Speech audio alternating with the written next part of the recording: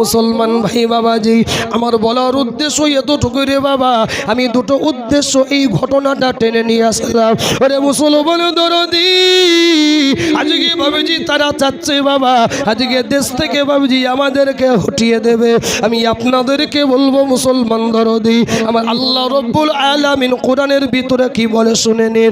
আমি আপনি যখন মুসিবতে পড়বো, আমার রসুলের তরিকাটা কি ছিল, আল্লাহ নবী কি করতেন বাবা, আমরা সেই নবীর উম্মত। আল্লাহ নবী যখন বিপদে পড়েন, যখন বাবাজি রসুল বিপদে পড়তেন, আমার আল্লাহ সেজদায় পড়ে যেতেন। ওগো মালিক, আল্লাহ উত্তম হিফাজতকারী মৌলা তুমি। তাই মুসলমান দরদি শোনো বাবাজি, আমার জীবনের শেষ জালসা মনে করে আজ থেকে আমরা আরো বেনামাজি হয়ে থাকবো না। আজ থেকেই আমরা বাবাজি আরামের দিকে নজর দিব না।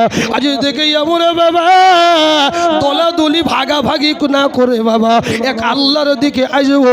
একবারে জোরে বলুন ইনশাআল্লাহ। اليوم نختم على أفواههم وتكلمنا أيديهم وتشهد أرجلهم بما كانوا يكسبون। আল্লাহ বলে নবী শুনে নিন, কাল কিয়ামতের দিনে সকলের বন্ধি আবার জবানটা বন্ধ করে দেওয়া হবে।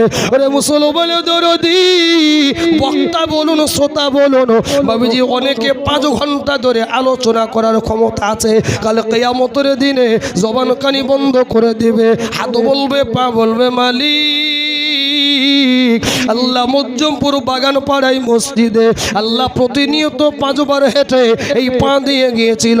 আল্লাহ জালসার দিলে আল্লাহ তোমার কোরআনের কথা শোনার জন্য আল্লাহ মজলিসে গিয়েছিল। আল্লাহ যেখানে কোরআনের আলোচনা হতো আল্লাহ পা গিয়েছিল। আল্লাহ নামাজ পড়ার জন্য আল্লাহ হাতটাও তুলেছিল। যদি বাবুজি কবুল হয়ে যায়, আমার আল্লাহ বাবুজি এর দ্বারাই হেদায়েত দিতে পারে। হেদায়েত